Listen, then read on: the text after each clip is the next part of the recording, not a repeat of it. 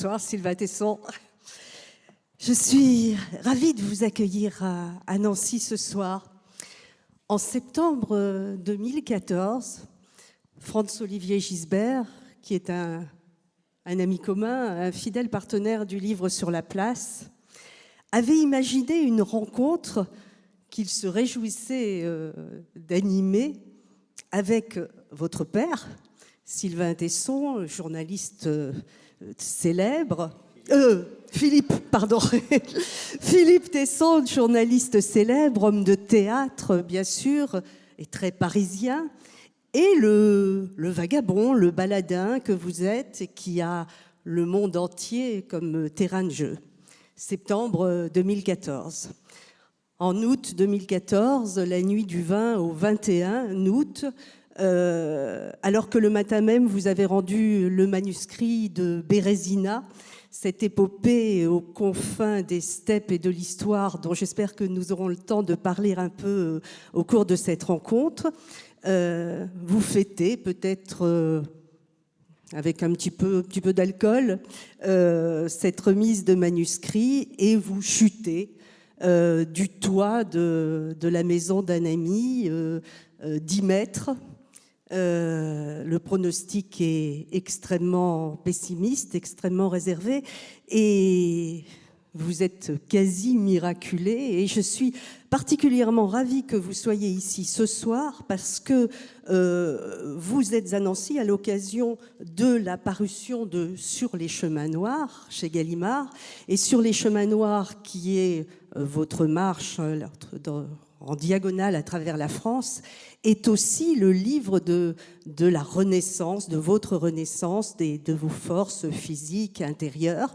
Et donc je me dis que Franz va pouvoir à nouveau imaginer une rencontre pendant le livre Sur la place entre le père et le fils, et j'en suis très heureuse. Alors, Sur les chemins noirs va bien sûr être au cœur d'une grande partie de notre rencontre, mais vous me permettrez, avant de vous poser une ou deux questions un petit peu personnelles, parce que vous avez arpenté le monde. À 21 ans, en vélo, vous en aviez déjà fait le tour. Vous avez fait l'Himalaya à pied, à cheval, les steppes de l'Asie centrale. Vous avez vécu 6 mois en ermite au bord du lac Baïkal. Pour ne citer que ces voyages parmi tant d'autres, vous avez publié une vingtaine de livres sur ces moments d'exception. Plusieurs ont été primés, dans les forêts de Sibérie en particulier, qui a reçu le prix Médicis Essai. Dans tous ces livres, vous ne parlez quasiment jamais, ou peut-être même jamais, de votre enfance. Or, on ne peut pas ne pas se poser cette question. Du point de départ, du déclic, qu'est-ce qui vous a donné envie, de façon impérative, de répondre à l'appel des grands espaces ou de la forêt, ou peut-être de quitter l'ordre établi? Moi, quand je pense à vous, me revient la phrase de Paul Morand: à 16 ans, on m'a offert une bicyclette et on ne m'a jamais revu. J'ai l'impression que c'est un peu ça. Est-ce que vous pouvez nous dire comment tout ça est arrivé? D'abord, avant de vous le dire, je voudrais vous remercier beaucoup de m'accueillir ici. Je suis très impressionné de me retrouver sur la scène d'un opéra, ça m'est jamais arrivé. Et je retiens que vous avez lancé l'idée de cette invitation avec mon père pour essayer de conjurer finalement cette légère désorganisation familiale dont l'idée de la rencontre de Franz-Olivier Gisbert avait été la victime, puisque en quelque sorte j'avais posé un lapin à ce projet de rencontre en tombant de la fenêtre. Alors vous posez une question étrange, parce qu'à l'intérieur même de votre question, en fait, vous émettez une théorie selon laquelle l'enfance contient les prémices de celui que l'on sera à l'âge adulte, et qu'on peut trouver toutes les origines des destins contenus dans l'intervalle et dans l'espace et dans la patrie de l'enfance, puisque vous me demandez comment est-ce que sont nés ces désirs d'arpenter le monde au moment de l'enfance. Alors, de deux choses l'une, soit évidemment on offre la réponse de Françoise Dolto en disant que tout se joue au tout premier mois ou aux toutes premières années de la vie, soit on dit au contraire que l'enfance n'est pas forcément un incubateur de ce qu'on sera amené à vivre après. Je me souviens très bien d'avoir entendu un jour les entretiens menés par l'Institut national des archives, c'était peut-être Robert Mallet d'ailleurs, avec Henri de Montfred, le célèbre navigateur de la mer Rouge. Et Montfred expliquait que tout petit, déjà à 10 ans, il rêvait d'être Henri de Montfred et qu'il savait parfaitement qu'il deviendrait un grand explorateur, un navigateur, et que son âme d'enfant, en se penchant vers les cartes, était déjà attirée par la mer Rouge et les espaces de l'Arabie heureuse. Je n'en crois rien du tout.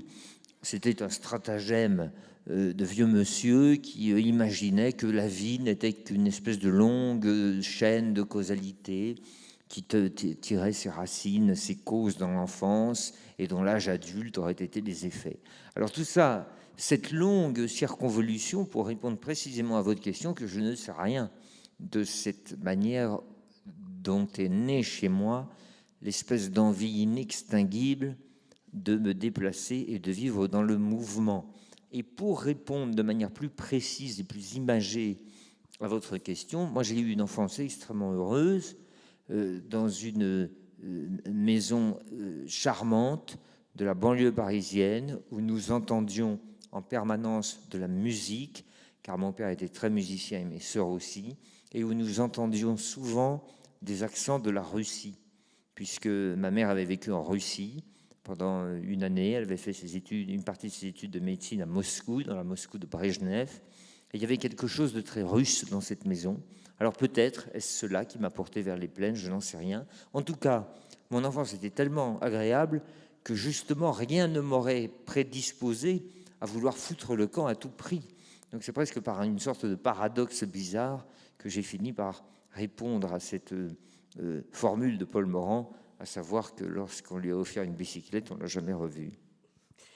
Oui, c'est une famille qui avait le goût des voyages quand même. J'imagine que vous avez beaucoup voyagé. Le goût des voyages et de la littérature.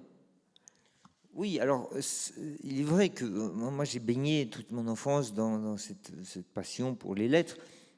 Parce que mon père était journaliste, il avait fondé ses journaux, il avait repris la rédaction en chef du journal Combat dans les années 60, qu'il a mené jusqu'en 1972, puis Combat est mort, et puis ensuite il a fondé le Quotidien de Paris. Donc je voyais cette expression permanente des humeurs, des pensées, des opinions par le truchement des mots et de la littérature. Mais de l'autre côté, j'avais ma mère qui, elle, était un médecin qui était assez positiviste, qui était plutôt versé dans la vision scientifique des choses. Et peut-être j'ai été balancé entre ces deux visions du monde, l'une très poétique et l'autre qui ramenait tout à la dimension scientifique des choses.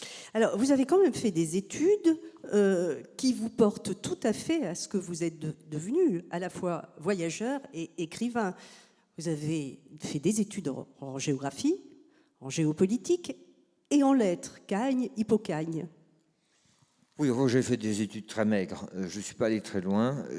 J'ai étudié la géographie et la géopolitique avec un très beau maître qui était Yves Lacoste. Ah oui, pas le plus mauvais, oui. Qui a réactivé qui a réactivé d'ailleurs l'école géopolitique tout court dans les années 60 à Vincennes, à Paris 8, et qui avait injecté dans la vision géopolitique et dans l'étude cartographique du monde et géopolitique l'idée qu'il fallait à tout prix étudier les représentations que les uns se faisaient des autres. Ça a été ça le grand apport de Yves Lacoste à la géopolitique.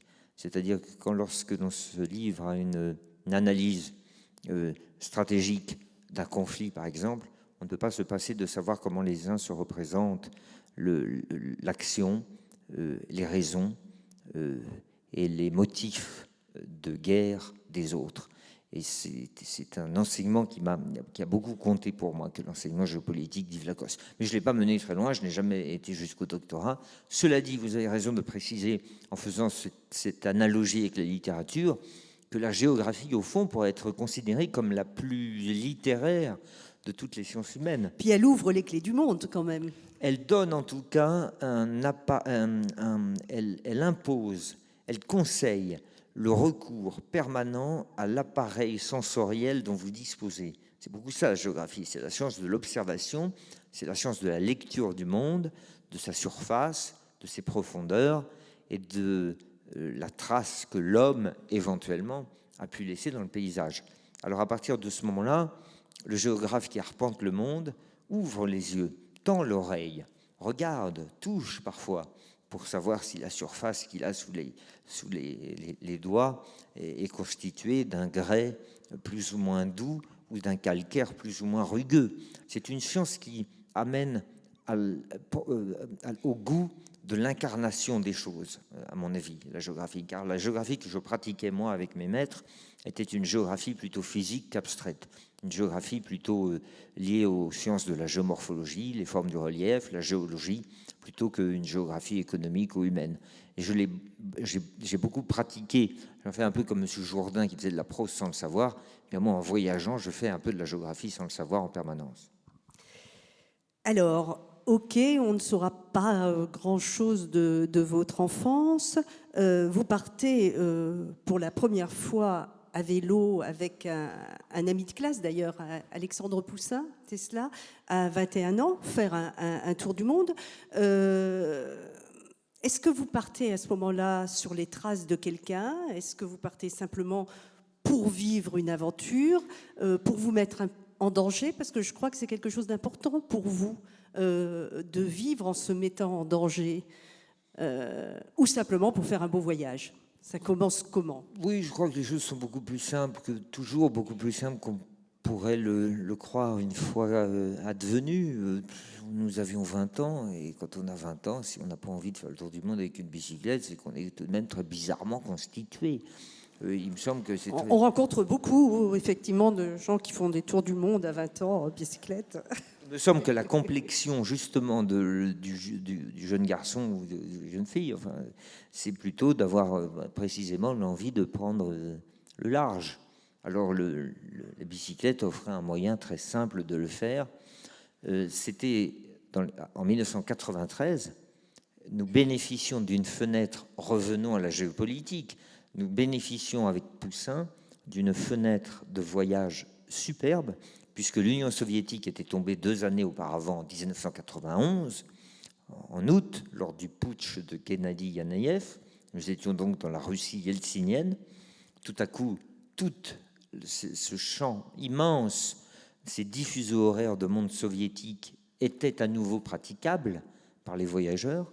Et en même temps, le Moyen-Orient, qui n'avait pas encore connu ni les révoltes arabes, ni les nouveaux foyers de tensions liées à l'œuvre des frères musulmans dans un certain nombre de ces pays, liées à l'émergence des salafismes et liées aux guerres d'Irak, le Moyen-Orient était tout à fait praticable pour 2 cyclistes un peu perdus comme Jacques Tati dans les dunes. Alors nous étions là dans une carte du voyage qui s'est énormément rétrécie, ou plus exactement qui a bougé. Aujourd'hui, un garçon de 20 ans qui voudrait partir avec une bicyclette faire le tour du monde peut le faire, mais il ne pourrait pas sinuer comme nous l'avons fait dans le Moyen-Orient et le sud de l'Union soviétique. Il serait obligé de choisir d'autres endroits, et notamment, d'ailleurs, pourrait-il aller dans les zones arctiques, qui en ce moment, les zones subpolaires, qui aujourd'hui sont de plus en plus praticables au fur et à mesure que les calottes, sous l'effet des réchauffements climatiques, fondent. Donc tout ça pour dire qu'en l'espace de 2 ou 3 décennies, on remarque que l'atlas, que la géographie du voyage, enfin que la géographie tout court d'ailleurs, de la géographie de l'accès, de la praticabilité des routes, change singulièrement. Alors, vous aimez à citer Montaigne quand il écrivait sur le voyage, qui disait « Je sais bien ce que je fuis et non ce que je cherche ». Alors, je reviens quand même un peu à ma première question. Qu'est-ce que vous fuyez? Est-ce que vous avez trouvé ce que vous cherchez? Non, alors d'ailleurs, je ne suis pas absolument sûr d'avoir cité cette phrase. Je ne sais plus si c'est je sais plus à quel passage des Essais de Montaigne ou si ça n'est pas lors du voyage en Italie. Je ne sais pas exactement à quoi ça correspond dans l'exploration de lui-même de Montaigne. Je ne suis pas sûr de l'avoir cité pour la raison que l'un des termes de cette phrase, je ne m'y reconnais pas du tout. Moi, je ne voyage pas pour savoir ce que je cherche. En revanche, je suis bien d'accord avec vous que j'utilise souvent l'idée de la fuite comme un moteur de voyage sans avoir à me réfugier derrière une forme de malaise. Car c'est évidemment un motif de voyage que les voyageurs répugnent toujours à exprimer. Pas très noble de dire qu'on fuit. En général, quand vous interrogez un voyageur, ça a dû vous arriver sur la scène de cet opéra, il vous répondra toujours par des motifs extrêmement ardents. Il vous expliquera qu'il voyage pour, je sais pas quoi, moi, pour découvrir une nouvelle espèce animale, ou bien pour sauver un arpent d'un territoire menacé, ou bien pour pratiquer une langue inconnue au fin fond d'une Papouasie-Nouvelle-Guinée incroyable. Mais il ne vous dira jamais que c'est pour fuir. Or, moi, il me semble que l'idée de refuser une forme d'ennui ou une forme de morosité ou une forme de grisaille, cette idée d'ailleurs qui a été énormément exprimée par les romantiques et par la fin du romantisme, d'ailleurs par les romantiques allemands lorsqu'ils voyageaient dans les campagnes, et par un certain nombre de romantiques de la fin de siècle, pour qui le pire ennemi de l'existence était l'ennui. Je pense à Des Esseintes, par exemple, Des Esseintes de Harrebourg. Alors à ce moment-là, ceux-là avoueront que c'était pour éviter l'ennui et pour fuir qu'ils partaient en voyage.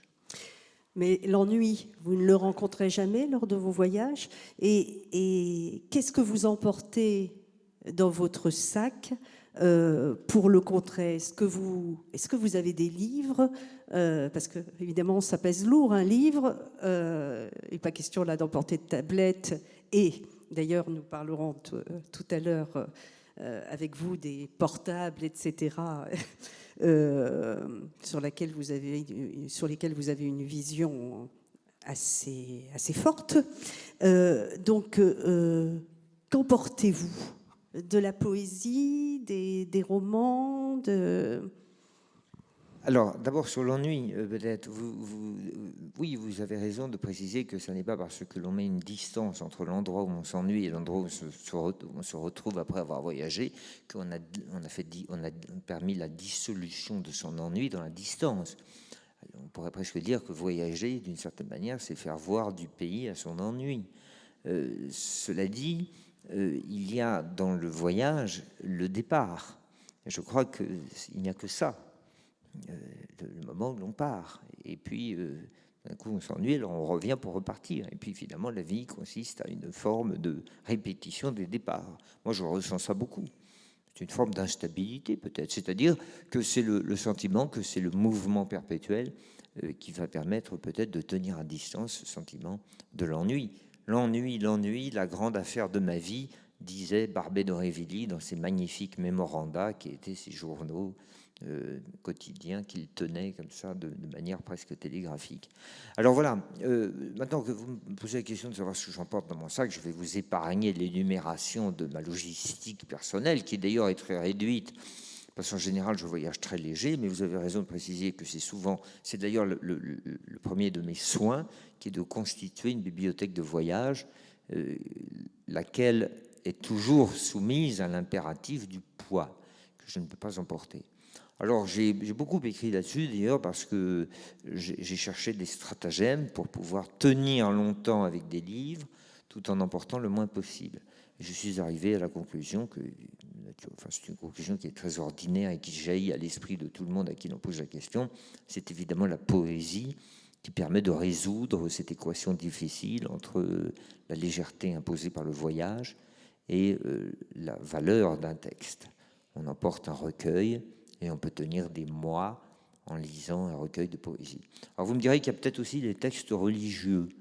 Je connais beaucoup de voyageurs qui sont partis avec des textes, des grands textes saints. mais moi, ça m'épuise. Alors évidemment, au bout d'un moment, je suis plutôt allé vers une forme de littérature poétique à laquelle je peux revenir sans cesse et qui me permet d'alimenter mon besoin de lecture tout en préservant mes vertèbres. Alors, il n'y a pas chez vous de voyage sans écriture. Vous emportez aussi des petits carnets et chaque soir, vous écrivez, vous tenez votre journal de bord. J'ai la sensation qu'entre les premiers livres et ceux de ces dernières années, votre écriture a changé. Elle est devenue plus sèche. Elle est très belle. Et je me demande si aujourd'hui, vous ne voyagez pas pour écrire, si finalement l'écriture n'est pas devenue aussi importante que le voyage. Écoutez, je pense, je sais pourquoi j'écris. J'ai trouvé un jour dans le journal de Pierre Louis, vous voyez, on parlait des auteurs fin de siècle, Pierre Louis qui lui aussi fuyait son ennui par de manière très agréable d'ailleurs, il écrivait cette phrase « J'écris pour savoir ce que je pense ». Je crois beaucoup, moi, à ça. Je ne suis pas un penseur, moi. Je ne suis pas un philosophe, je ne suis pas un intellectuel. Mais j'aime écrire. Et souvent, j'aime aller de la phrase à la pensée, comme disait Roland Barthes. On a toujours l'impression que ce qui se conçoit bien s'énonce clairement, comme disait La Bruyère. C'est-à-dire que le cheminement est inverse. C'est-à-dire que c'est le raisonnement qui va finir par produire la formulation. Mais je ne crois pas beaucoup à ça, ou alors uniquement dans les cerveaux extrêmement bien architecturés, dans les cerveaux très classiques, qui sont capables de produire un appareil d'expression de leur propre raisonnement. Mais quand on est comme moi, c'est-à-dire une espèce de produit un peu approximatif de l'école, qui se contente de voyager comme ça légèrement à la surface du monde, on est obligé d'écrire pour savoir exactement ce que l'on a dans la tête.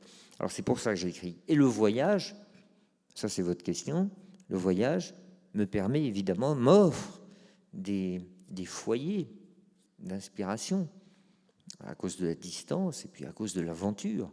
Partir, c'est aussi sur le chemin vivre des occasions. Ça s'appelle l'aventure. L'occasion est au bord du chemin. Ça c'est une très jolie formule de Jean Kelevitch dans le Je ne sais quoi. Là, l'occasion est au bord du chemin. Alors on prend la route, des occasions naissent, elles forment des inspirations, on les note, et c'est en les notant que l'on sait ce que l'on pense. Voilà mon processus. Oui, et est-ce que aussi le fait de noter ne rend pas le voyage plus profond ? Parce que finalement, vous savez que vous allez écrire, donc ne vous fait pas observer encore plus et ne vous fait pas vivre un deuxième voyage finalement en l'écrivant. Oui, vous avez pas tort. Dans la tenue d'un journal quotidien, ce qui est mon cas, dans cette discipline, il y a une obligation, bien entendu, d'offrir à son journal du soir une matière. Donc, cette matière, il faut aller la chercher. C'est comme quand on creuse un filon dans une mine. Alors on peut considérer que chaque journée correspond à ce filon de la mine et il faut qu'on trouve son matériau. Alors il faut tenir ses sens davantage aux aguets parce qu'il faudra le soir dire ce que l'on a vu. Alors dans une journée qui est extrêmement trépidante, avec des nouvelles rencontres où on a assisté à des spectacles incroyables, c'est pas très difficile d'écrire ce qu'on a vécu. Mais dans une journée ordinaire, c'est à ce moment-là qu'il faut essayer de déguiser sa pensée pour réussir à en restituer quelque chose le soir. Et ensuite, vous avez raison de le dire, il y a une superposition stratigraphique de voyages, l'un qui est vécu, l'autre qui est noté, et le troisième un jour qui sera lu. Car c'est ça aussi le journal auquel vous faisiez référence tout à l'heure, c'est un substitut à la faiblesse de notre mémoire. Notre mémoire est une extraordinaire machine, non pas du tout à retenir, mais plutôt à oublier. La mémoire est un outil, un organe de désagrégation effroyable qui ne retient rien de tout ce qui se passe. Et le fait de noter chaque jour le greffe au sens du greffier de tribunal, le greffe de tout ce qu'on a vécu, vous offre cet extraordinaire archivage de votre vie dans des tout petits carnets. Et moi, je les relis tous les ans et je m'aperçois combien mon cerveau a tout oublié. Puis je conclus cette question de l'écriture sur l'idée que là, tout ce à quoi nous venons de faire référence depuis quelques minutes, nous parlons de l'écriture, c'est l'écriture de l'observation, l'écriture du journal intime, l'écriture géographique. Il y a un grand absent de cette écriture, et chez moi, il y a un grand absent, c'est l'imagination. Je ne suis pas du tout un auteur de l'imagination, je ne suis pas un romancier, je ne saurais absolument pas raconter des choses qui ne sont pas arrivées. Je crois que ça ne m'intéresserait d'ailleurs pas. J'ai beaucoup d'admiration pour ces écrivains qui expliquent qu'ils ont inventé un personnage et puis que ces personnages leur ont échappé et qu'ils ont dû ensuite faire courir leur plume à la poursuite de leur personnage. J'aimerais beaucoup, moi, que mes personnages m'échappent, mais quand j'invente un personnage, il ne m'échappe pas du tout, il se met à ronfler. Et à ce moment-là, il ne se passe rien qui me permettrait d'inventer une histoire. Et puis, et je conclue comme ça, je ne vois pas très bien pourquoi, étant le témoin de l'extravagance, la diffraction, parfois le spectacle effroyable et parfois magnifique du monde tel qu'il se déploie sous mes yeux, notamment lorsque je voyage, je ne vois pas très bien pourquoi je devrais recourir aux faibles capacités de mon imagination. Je vous donne un exemple. Il m'est arrivé de traverser l'Atlantique il y a 4 ans sur un voilier.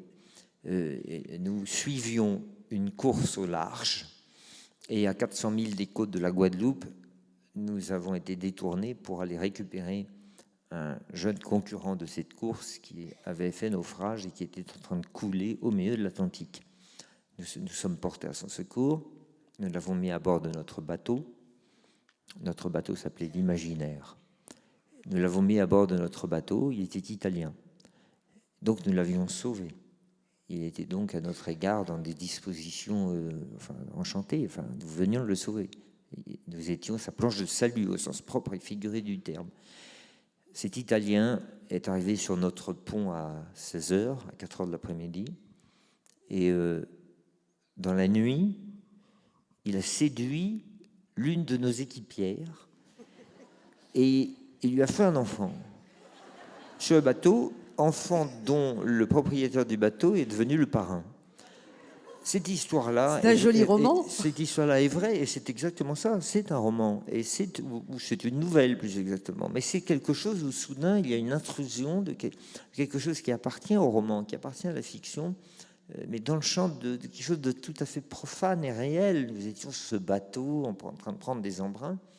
Alors j'ai envie moi de me contenter du monde plutôt que d'essayer d'aller forer dans une imagination qui n'arriverait pas à produire des choses aussi romanesques. Il y a cette osmose, nous allons bientôt évoquer sur les chemins noirs, mais je voudrais rester encore un petit peu sur le reste du monde, pas seulement sur la France. Il y a une osmose très forte que l'on sent entre la nature et vous, et j'ai l'impression que la Russie est un peu votre seconde patrie, en tout cas est une partie de vous. Le peuple russe, la nature russe, peut-être le fatalisme aussi russe, en quoi vous touche-t-il particulièrement ? Alors, il y a la question sur la nature. La nature, oui, vous parlez de l'osmose. La nature, c'est une obsession chez moi, mais je ne distingue pas une nature russe d'une nature américaine ou une nature française. Je n'accole pas à l'idée de nature un adjectif qui la situerait géographiquement. Pour moi, il y a la nature. D'ailleurs, j'ouvre une parenthèse, mais nous avons appris il y a un mois, à l'occasion de la divulgation d'un rapport de la Société zoologique londonienne et du WWF, que nous nous acheminons vers ce que les savants appellent la 6e extinction, avec la disparition notamment de 50% des effectifs de population animale marine dans les océans et de 60% des vertébrés. depuis 1940, enfin depuis 1945, depuis l'après-guerre. Ce sont des chiffres, mais qui devraient tous nous plonger dans une espèce d'inquiétude permanente. Or, avez-vous vraiment vu que ça avait changé le cours de l'état d'inquiétude générale de nos concitoyens? Pas vraiment. Je m'étonne beaucoup de voir que nous apprenons ces nouvelles sans tellement qu'elles ne nous inquiètent. Alors voilà, j'entends beaucoup le contre-argument de ce que je dis là, le contre-argument qui vise à tenir à distance les propos de Cassandre. C'est un contre-argument qui dit oui, mais la science nous apportera toujours la possibilité de nourrir 14 ou 15 ou peut-être même 20 milliards d'êtres humains, donc peu importe s'il y a un recul de la nature. Alors évidemment, il me semble que c'est un contre-argument qui trouve sa limite dans l'idée qu'il est possible que la vocation de la nature ne soit pas uniquement de constituer notre environnement de base et qui permette notre simple survie. Enfin voilà, je referme cette parenthèse tout simplement pour vous exprimer que chez moi, c'est plus qu'une obsession, c'est plus qu'une osmose, c'est une douleur. Alors maintenant, vous posez la question de la Russie et du fatalisme russe. Oui, en Russie, il y a un certain nombre de choses qui m'attirent vers la Russie. Il y a la dimension de l'immensité géographique.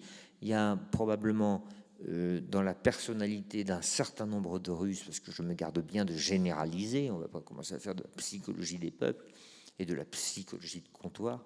Je me méfie beaucoup des comptoirs, je me méfie encore plus de la psychologie de comptoir. Il y a chez un certain nombre de Russes, notamment de Russes des campagnes, une sorte de lien avec la nature au sens spirituel du terme, chose qui me va très bien lorsque je me retrouve avec eux dans les bois. Et puis, il y a ce que vous appelez le fatalisme, et je suis mille fois d'accord avec vous, il y a une forme d'acceptation, d'abandon à la vie, qui n'est pas pour me déplaire, parce que je trouve que le sentiment de l'absurdité de la vie est la meilleure arme que l'on peut opposer à l'absurdité elle-même de la vie.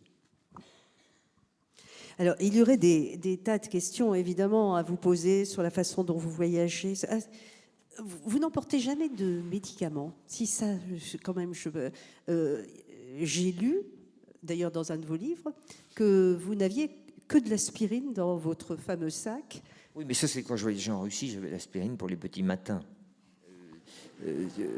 En revanche, maintenant que j'ai eu des tracas et des problèmes de santé, j'emporte bien sûr des médicaments. Mais à l'époque, je pense que c'est à ça que vous faites référence. Oui, c'est à ça. Oui, je n'emportais jamais de médicaments parce que j'avais une bonne constitution.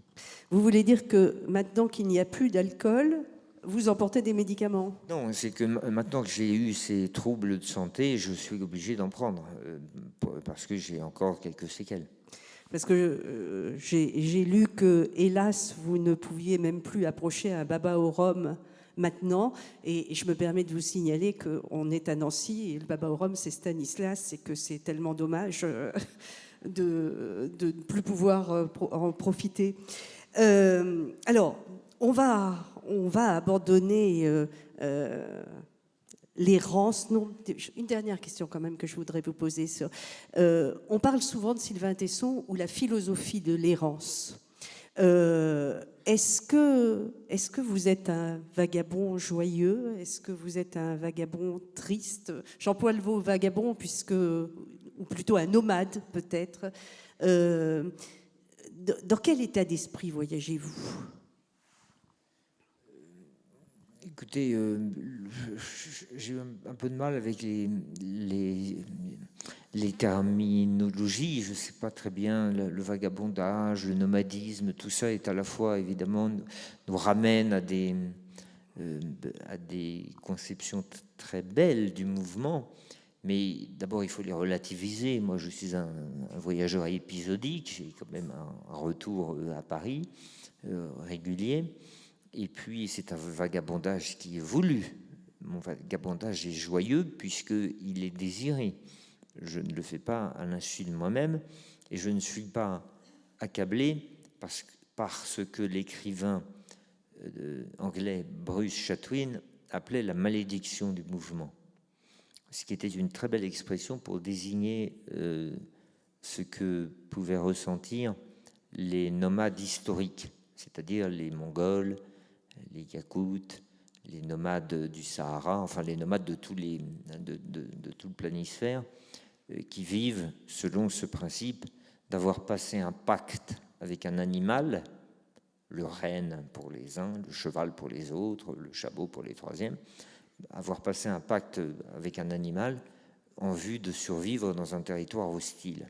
Seulement, ce pacte les oblige à mener la bête vers le pâturage. Et c'est ça qui crée le mouvement, et c'est ça qui, selon Chatwin, crée la malédiction du mouvement. Moi, je ne suis pas maudit.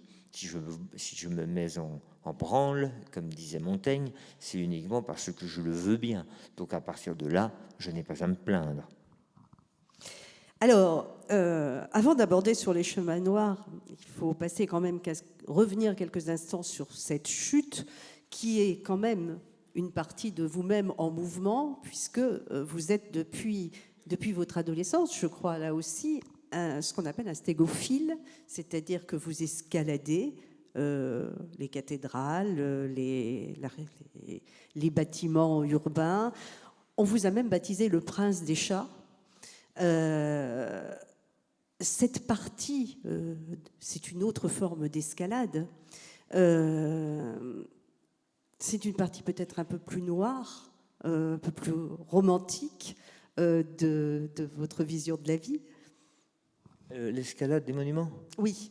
Non, mais d'abord, tout ça est vraiment du passé très lointain. Je ne fais plus du tout ces choses-là, qui ne sont pas du tout recommandables et que j'ai payé très cher. J'ai raconté toutes ces choses-là dans le petit chapitre d'un livre. Et voilà, c'était pas ni l'exploration d'une noirceur, ni tellement un penchant romantique. C'était simplement une sorte de capacité de résoudre une forme d'envie de grimper. Les choses sont finalement pas plus compliquées que cela. J'avais en moi une envie d'alpiniste, mais malheureusement j'habitais Paris, donc il fallait bien que je résolve le problème. Il fallait bien que je trouve la capacité d'assouvir ce désir de verticalité. Je n'avais pas de montagne, donc j'ai transformé ma vision géographique de la ville.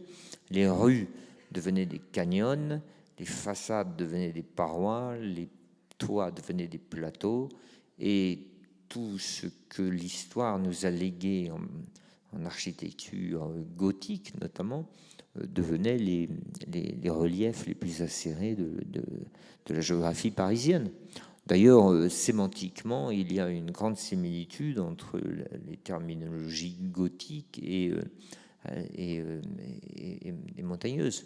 On dit les aiguilles, les contreforts, les pilastres, et que sais-je encore, les clochetons. On parle des clochetons même sur les cartes de l'Institut géographique national de Chamonix. On voit les clochetons de Plampras. Et j'avais véritablement l'impression de me livrer à une geste alpinistique, alors qu'en fait, je ne dépassais pas les parages du Gothique du nord de la Loire. Alors, donc, on le disait tout à l'heure, en août 2014, vous faites cette chute, 4 mois d'hôpital, vous êtes très grièvement blessé, et l'idée de rééducation commence à se profiler, et vous décidez, comme rééducation, de traverser la France en diagonale. Quand on lit, je dirais, l'état dans lequel vous étiez, 4 mois plus tard, j'étais dehors, bancal, le corps en peine, avec le sang d'un autre dans les veines, le crâne enfoncé, le ventre paralysé, les poumons cicatrisés, la colonne cloutée de vis et le visage difforme.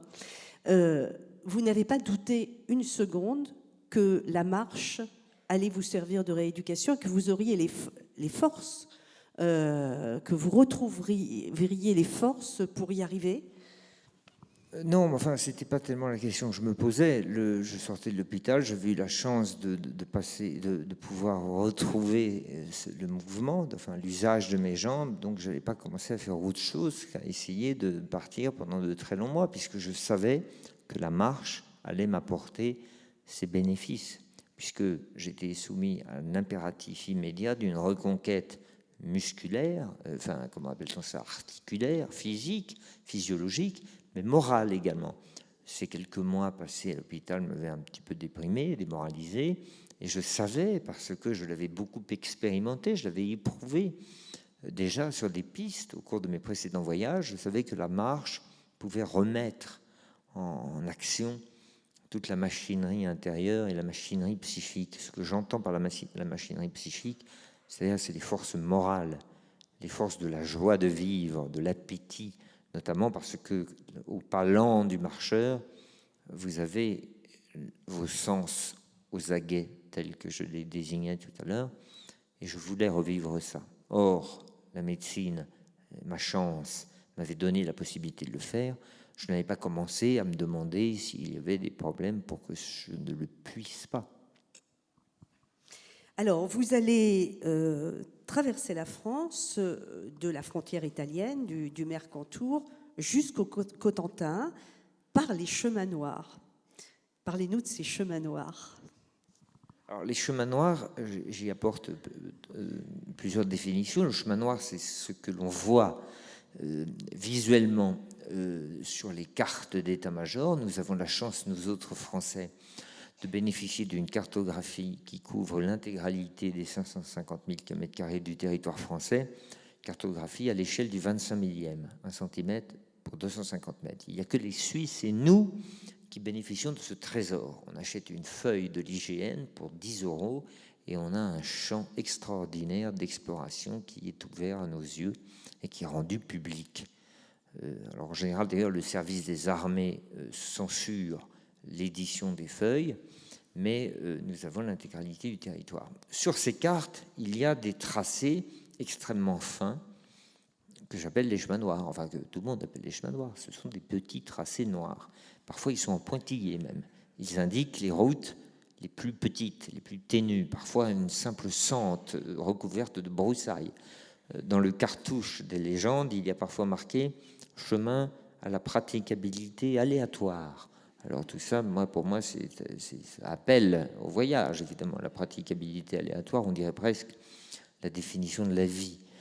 On devrait dire à tout enfant qui naît qu'on lui promet une praticabilité assez aléatoire.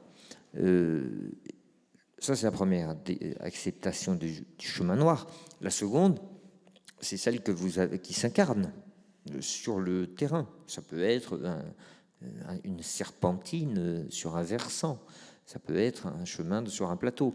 Or, comme notre pays vit depuis 5 décennies, depuis l'après-guerre, une déprise agricole considérable, un exode qui n'a pas son équivalent dans l'histoire de la France, et qui s'est tout ça ramassé dans l'intervalle de 50 ans. Les paysans qui étaient 10 millions en 1945 ne sont plus que 500 000 aujourd'hui, et il y a des zones entières du territoire qui se sont dépeuplées, notamment les plateaux de la Haute-Provence, avec des endroits qui se sont désertifiés.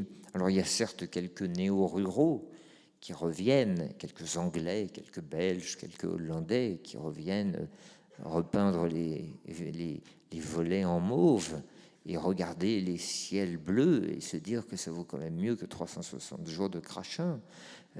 Certes, mais ces territoires-là sont tout de même dépeuplés.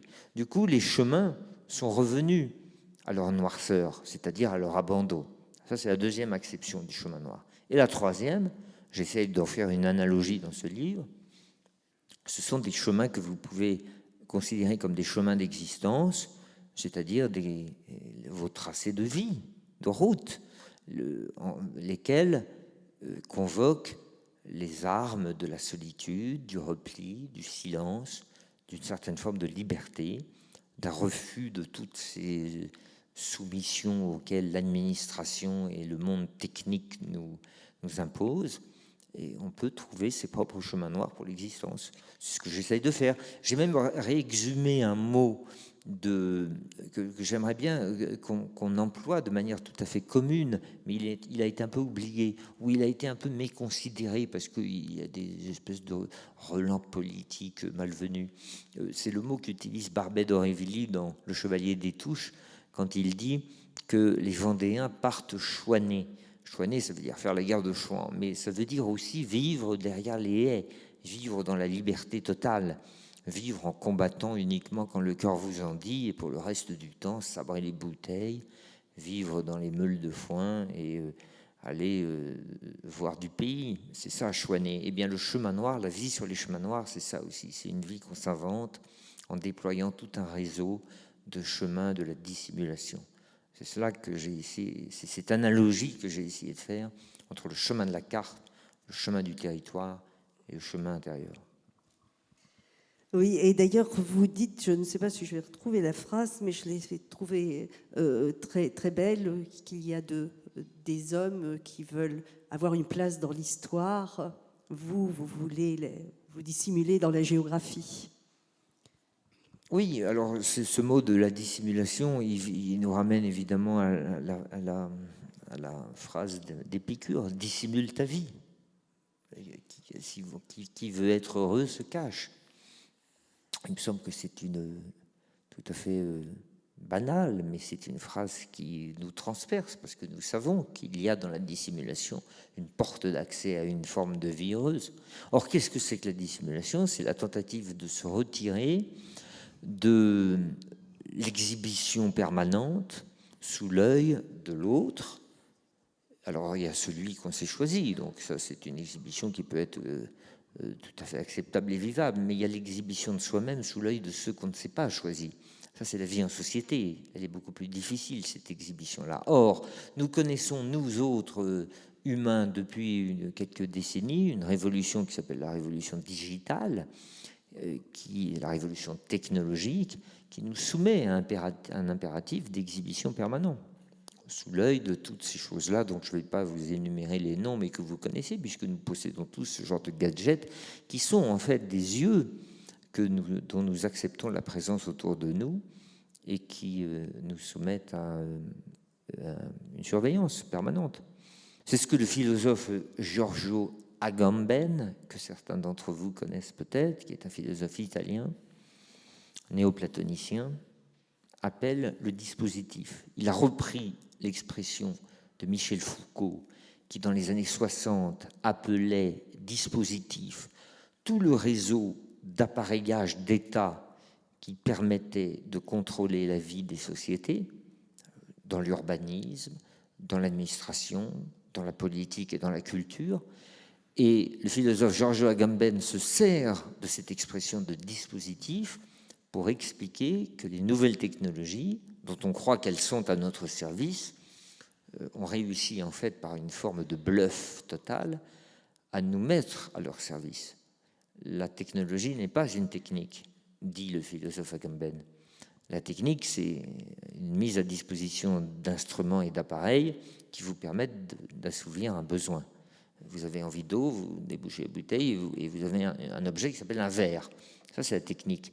Mais la technologie, ça n'est pas ça. La technologie, c'est l'intrusion d'un appareil dans votre vie sans que vous en ayez absolument l'idée et sans que vous en ayez le désir. Et vous devenez à ce moment-là le propre serviteur de ce qui était normalement là pour être à votre service. C'est ça le dispositif selon Agamben. Et moi, j'ai repris cette expression pour dire que justement, le chemin noir consistait à sortir du dispositif et à tenter de dissimuler sa vie. C'est ça que j'appelle se dissimuler dans la géographie. À échapper à ce que vous appelez les premières convulsions de l'épilepsie planétaire. Oui, les convulsions de l'épilepsie planétaire, oui. Alors ça serait peut-être un peu... Enfin, je ne sais pas si vous voulez que je détaille ce que j'entends par épilepsie planétaire. Allez-y, oui, c'est intéressant, je me suis votre servi, raisonnement. Alors, il me semble que tout lecteur normalement constitué de la presse le matin se rend compte que la Terre est soumise à quelques convulsions humaines, qui d'ailleurs sont rendues de plus en plus aujourd'hui impressionnantes par le fait que les méthodes de communication et d'information nous permettent de tout savoir au moment où les choses adviennent. Il est vrai que les convulsions, elles remontent probablement au moment où le premier homme s'est servi d'un gourdin pour taper son voisin. Ça, c'était la première convulsion. Sauf qu'à ce moment-là, personne ne le savait. Alors on avait peut-être l'impression que le monde était davantage en paix, alors qu'en fait il était d'autant en guerre, mais on ne le savait pas. Alors que nous rajoutons à la violence générale la violence de la connaître en permanence. Ça, c'est la première convulsion. La deuxième convulsion, c'est que la pression démographique devient tellement extraordinairement importante. L'OMS nous promet 10 milliards d'êtres humains à l'horizon des années 2050, que par cette question de taille et d'hypertrophie et d'accélération, il y a là un aspect tout à fait violent des convulsions.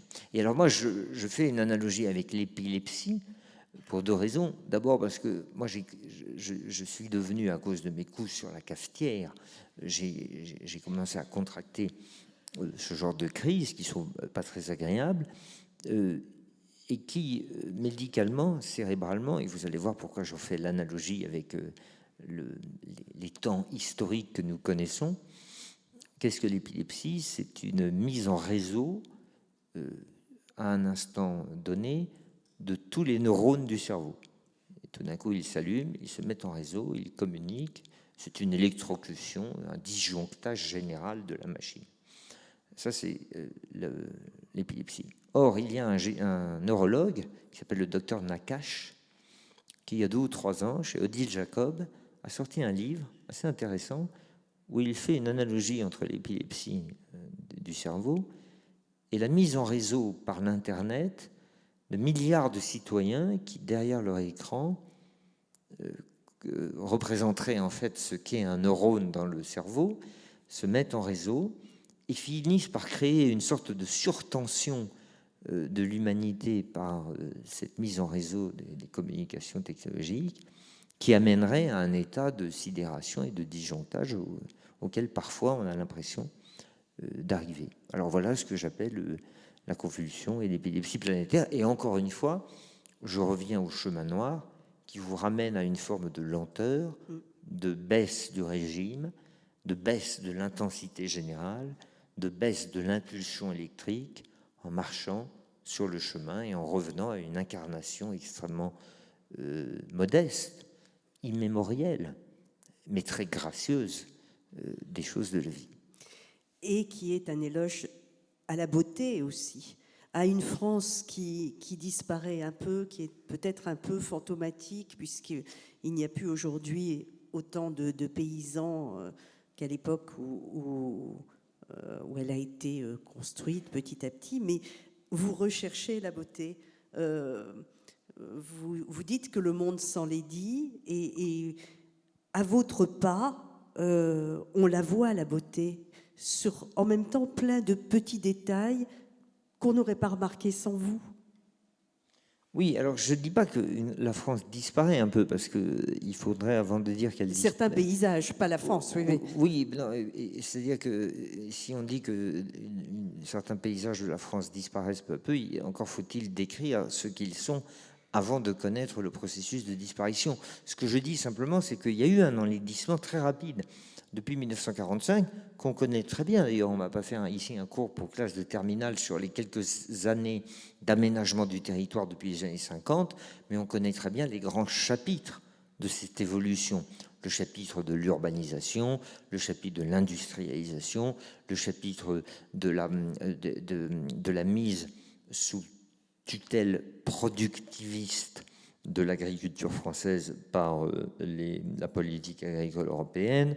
On connaît les phénomènes qui se sont passés pendant le septennat de Giscard d'Estaing avec l'autorisation de construire des habitations individuelles sur la surface agricole utilisable. À ce moment-là, c'est la naissance de ce qu'on appelle les zones pavillonnaires, de ce que les géographes appellent le périurbain, de ce que, encore eux, les géographes appellent le mitage du territoire, c'est-à-dire cette impression que sur une surface déployée, il n'y a plus d'unité, mais il y a simplement des milliers de petites zones qui mouchettent, qui grêlent, qui variolent le territoire, avec à chaque fois la reproduction mimétique de ces zones de pavillon.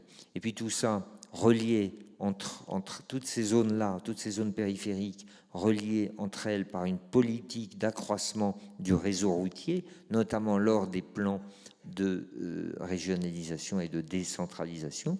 Voilà, toutes ces choses-là ont été menées tambour battant. Ce sont des décisions politiques qui sont né dans le cerveau des dirigeants du pouvoir, qui en général se sont succédés en mettons, une trentaine ou une quarantaine d'années entre 1960 et les années 2000. Alors moi, je ne fais que constater cela, je ne propose rien du tout, je marche avec un bâton et je regarde, et je suis très étonné d'avoir connu un pays à travers la représentation picturale notamment, jusqu'aux années 50, et de voir quelque chose qui ne ressemble plus à ce que je croyais qu'il était. Ça s'appelle l'enlaidissement du territoire. Il y a eu énormément de travaux qui ont été réalisés là-dessus. Le dernier en date étant un livre formidable d'un philosophe qui s'appelle Olivier Rey, qui vient d'écrire une question de taille, et qui est une description des phénomènes de modernité depuis l'après-guerre par l'hypertrophie des systèmes. Voilà. Donc je constate qu'il y a effectivement ces zones qui envahissent le territoire, qui sont les zones d'enlaidissement, mais que le chemin noir permet de sinuer, grâce au recours d'ailleurs à la carte IGN au 25 millième, qui vous donne la possibilité de serpenter dans l'archipel de la beauté, parce que vous avez raison de prononcer le mot, il y a évidemment des arpents de préservation, encore faut-il les connaître, encore faut-il les détecter en lisant la carte, et encore faut-il les relier en acceptant le détour. Mais le diable est dans la ligne droite. Alors, par moment, des compagnons de route vous rejoignent dans cette longue traversée. Cédric Gras, des amis avec lesquels vous avez partagé de longs voyages, votre famille aussi. Moi, je pense en particulier à votre sœur, à qui vous avez fait vivre une nuit horrible avec des frelons. Est-ce que vous aimez mieux marcher seul dans vos voyages, ou est-ce que c'est plus fort quand vous partagez cette marche ? Non, j'ai été très heureux quand mes camarades m'ont rejoint pour marcher quelques jours avec moi. En général, ils restaient 2 ou 3 jours avec moi. Je vous avoue que j'étais très légèrement intéressé, parce que nonobstant l'agrément de leur conversation et de leur présence, ce sont de très chers amis. Ils portaient aussi des tas de choses, des tentes, de quoi faire griller, des viandes, et donc évidemment je montais dans les degrés du confort, parce que moi je ne pouvais porter qu'un tout petit sac de bivouac de 4 kilos, je n'avais qu'un sac de couchage, je dormais dehors, pelotonné contre les arbres, c'était évidemment pas très confortable. Alors eux évidemment me propulsaient dans les étoiles du luxe, en portant une tente.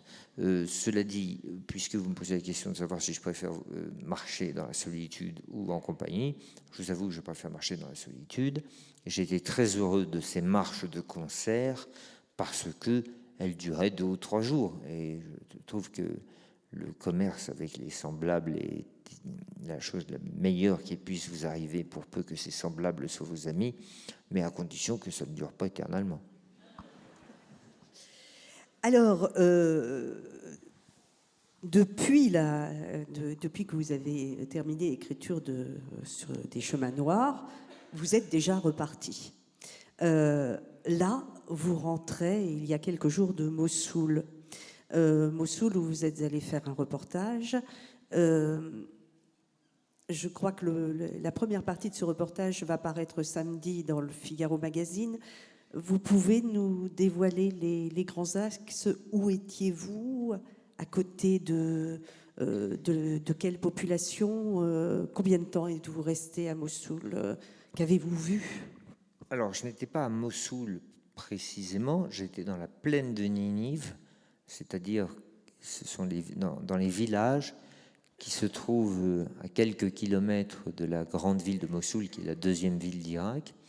Et nous sommes allés faire un reportage avec mon ami Thomas Guasque pour le Figaro Magazine sur les groupes d'unités de défense, les unités de défense de la plaine de Ninive, qu'on appelle les milices chrétiennes, mais qui en réalité ne sont pas des milices, puisqu'elles sont intégrées à l'armée irakienne, financées par les Américains, avec de l'armement très léger russe, et elles sont constituées de 500 hommes, mise sous le commandement d'un général qui s'appelle le général Abouche.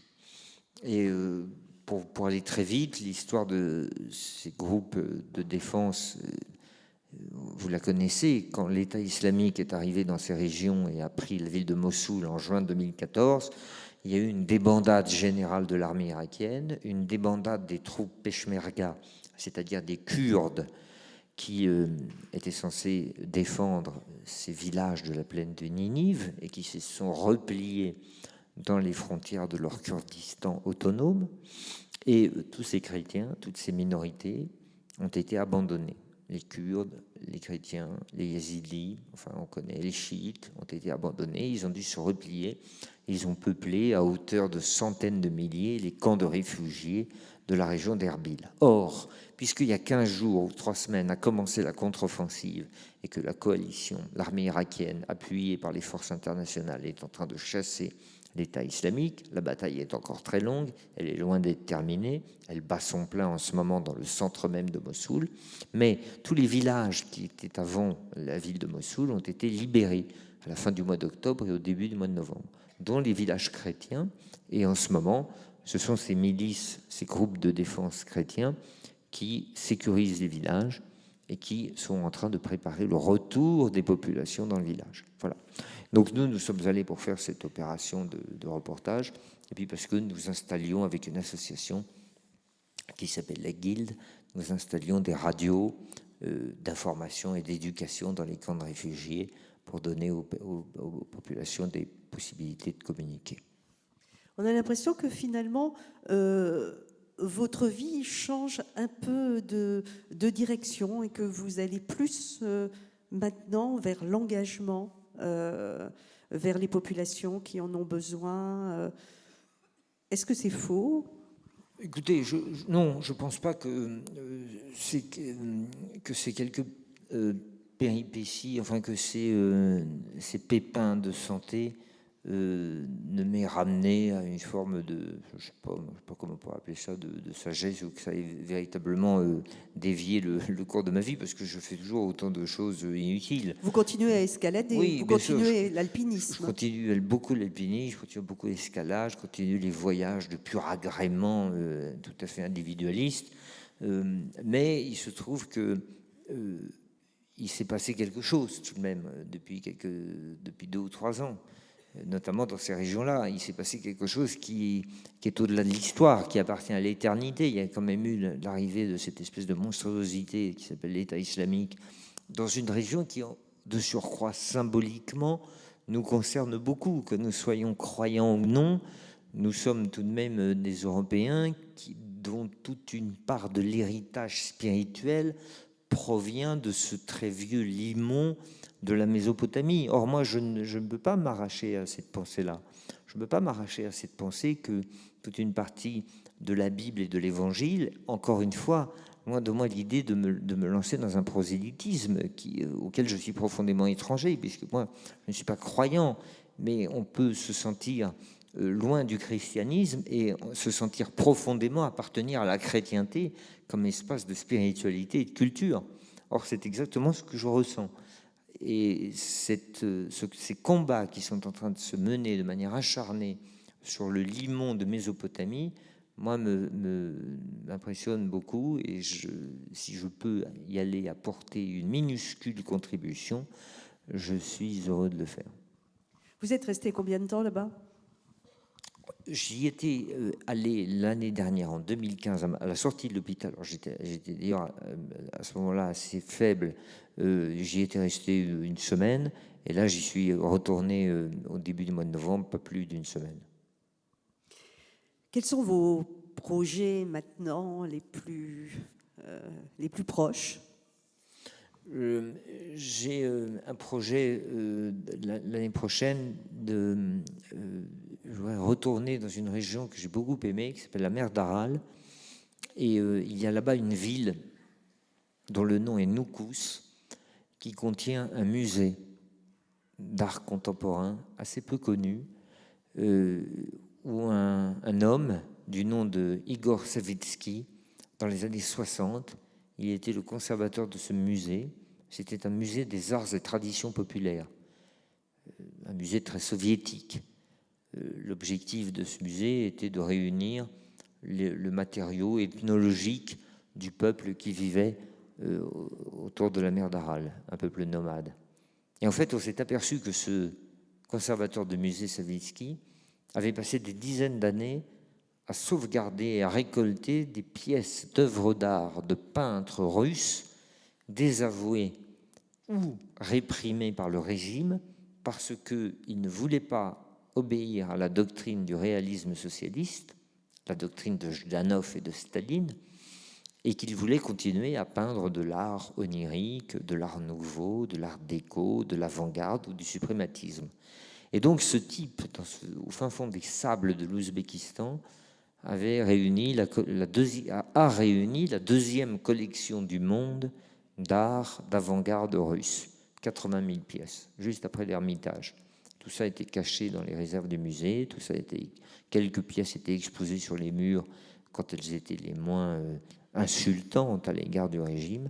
Et je voudrais aller faire un reportage sur le destin extraordinaire de cet homme qui s'est servi de l'art contre l'idéologie. Beau sujet. Nous allons arriver à la fin de cette rencontre. Je ne voudrais pas la terminer sans revenir sur Bérésina. Parce que Bérésina est sorti aux éditions Guérin donc, il y a 2 ans. Mais paraît maintenant, avec des photos justement de Thomas Gouac, un très beau livre qui mérite vraiment d'être lu, acheté et offert pour les fêtes. Alors, Bérésina, c'est quand même une épopée assez incroyable que vous avez faite, c'est-à-dire retracer sur un sidecar le parcours de la Grande Armée de Moscou à Paris. Voilà, de la retraite. De la retraite. En 1812, en octobre 1812, la Grande Armée est rentrée. Napoléon avait un peu trop tardé parce qu'il pensait qu'Alexandre Ier allait enfin réussir allait enfin accepter de le recevoir. Il s'est laissé piéger par les Russes qui, en fait, l'ont attiré jusqu'à Moscou. L'hiver est arrivé et malgré les objurgations du général de Caulaincourt, qui était le grand écuyer de l'empereur, et qui lui suppliait de repartir très vite. Napoléon a trop tardé. Et l'hiver 1812 a été terrible. Il y a eu des températures qui sont descendues jusqu'à moins 37. Et des 400 000 hommes qui avaient franchi le Niémen en juin 1812 et qui étaient arrivés à Moscou, ils n'en sont rentrés que moins de 100 000. Alors voilà, les chiffres, on connaît tout ça parce que ça a imprégné notre imaginaire collectif. Les scènes tragiques de la grande retraite de Russie, c'est presque quelque chose qui appartient au patrimoine psychique de la France, au point même que le mot de Bérésina est tombé dans le vocabulaire commun pour désigner une tragédie, quoi. Quand on dit quand on fait tomber par terre un pot de confiture chez soi, on est c'est à Bérésina, ça veut dire.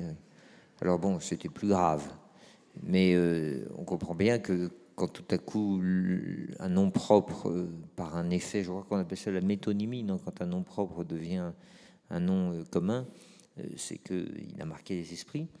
Et nous avons voulu refaire cette route à motocyclette, avec des motocyclettes sidecar, des motocyclettes russes, avec un panier adjacent, pour plusieurs raisons. D'abord parce que nous voulions célébrer l'héroïsme, le courage de ces grognards.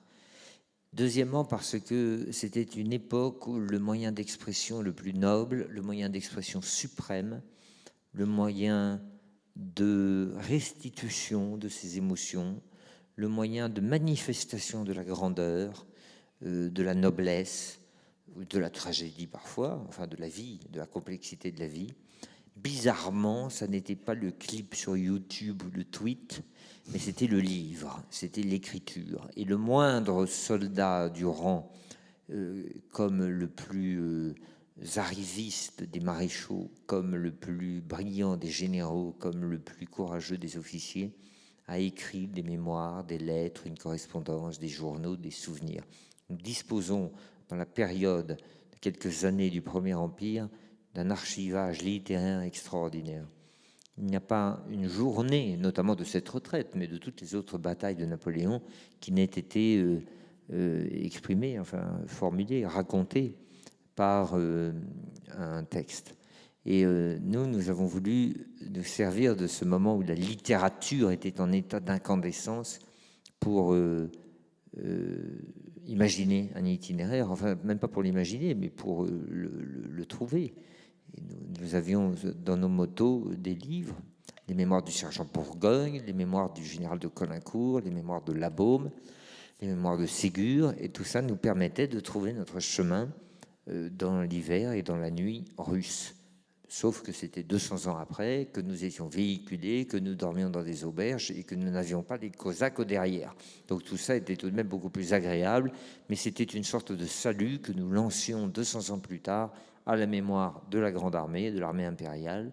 Et nous nous sommes aperçus qu'il y avait beaucoup de plaines et de bois et de steppes que nous traversions et qui renvoyaient par une forme de rayonnement presque magique, un souvenir de cette tragédie, comme si l'histoire avait tellement fécondé le terrain par ses larmes, par le sang, par la poudre, par le feu, que finalement, même 200 ans après, on sentait la pulsation, on sentait le requiem. On a tous éprouvé cela quand on voyage dans les champs de bataille de la guerre de 14-18 et qu'on a véritablement, et Dieu sait qu'ils sont près d'ici, et qu'on a l'impression qu'il y a comme une forme de rayonnement quasi magique. Et nous l'avons beaucoup éprouvé, notamment sur les abords de la Bérésina, qui est une petite rivière, mais où les combats ont été tout à fait acharnés. Voilà, donc c'était l'objectif de ce voyage de la mémoire. Voilà, dont une version avec photo paraît maintenant. Le libraire qui est dans le péristyle de l'Opéra le tient à votre disposition. C'est vraiment un très beau livre, jubilatoire à lire. Donc, lisez bien sûr Sur les chemins noirs, lisez tous Sylvain Tesson, c'est magnifique. Jean-Christophe Ruffin, votre ami, chez qui d'ailleurs vous étiez à Chamonix cette fameuse nuit d'août 2014, disait l'autre jour à Télématin qu'il vous voyait bien comme Théodore Monod, très âgé et sillonnant encore le monde. C'est une image qui vous plaît ? Aller dans les pas de Théodore Monod. Écoutez, je pense que oui, il faisait référence à ça à cause de la longévité de Théodore Monod. Alors ça devait être plutôt un appel à la conservation de moi-même. Je me souviens que Théodore Monod, quand il est très inquiet. Hein, Théodore Monod, à 97 ans, partait dans le désert de Libye et un journaliste lui avait demandé s'il n'était pas fatigué de tous ses voyages. Et Théodore Monod avait répondu « Mais si, que voulez-vous ? Je n'ai plus mes jambes de 90 ans. » Alors oui, j'aimerais durer jusque-là, aussi sec. C'est une très jolie conclusion. Sylvain Tesson, merci. Avant de vous laisser aller dédicacer, je vais vous poser, comme à tous les invités de ces rencontres, quelques-unes des questions du questionnaire de pivot avec cette première question. Quel est votre mot préféré ? Alors, moi, j'ai beaucoup de mal à répondre à cette question parce que... Je vous ai beaucoup perturbé avec ça. Oui, ça me perturbe parce que je trouve que c'est une question qui mériterait vraiment un détail. Est-ce qu'on préfère... Vous le direz à Bernard Pivot. Hein. Est-ce que c'est la musique du mot qu'on préfère ou est-ce que c'est le propos ? Est-ce que c'est le mot ? Est-ce que c'est la chose ? Alors, si c'est la chose, en même temps que le mot, le seul mot qui correspondrait finalement aux deux goûts, le goût musical et le goût du propos, ce serait le mot arachnide. Parce que je trouve que c'est un mot qui dit bien ce qu'il dit. On voit les 8 pattes quand on dit arachnide, et c'est un beau mot.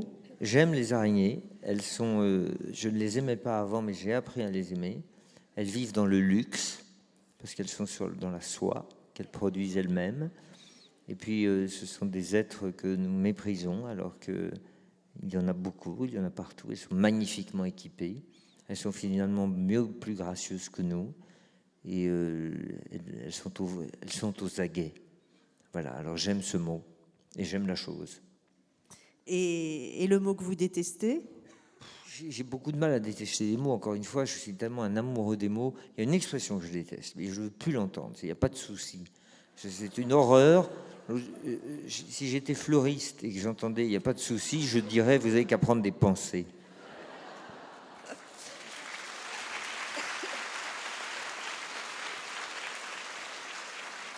Est-ce que je peux vous demander quel est le son ou le bruit que vous préférez?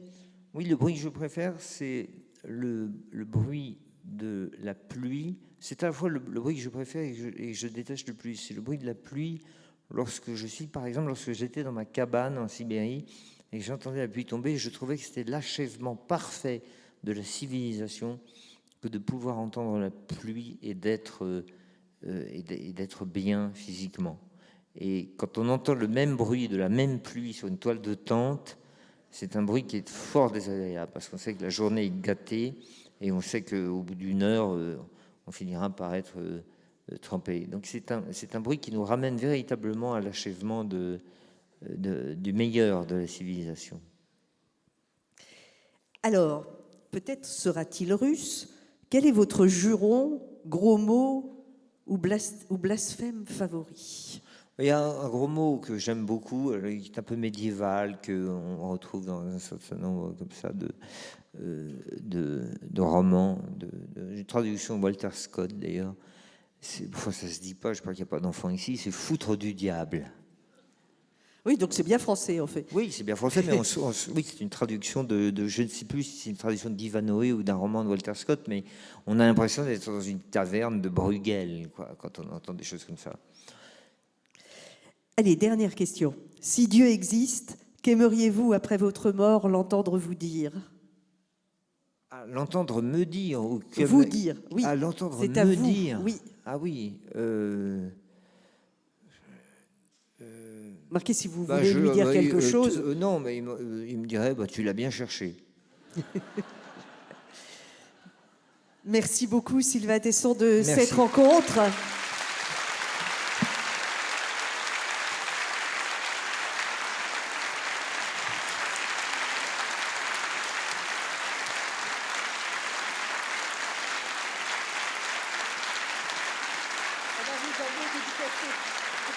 Vous allez avoir les dédicaces maintenant.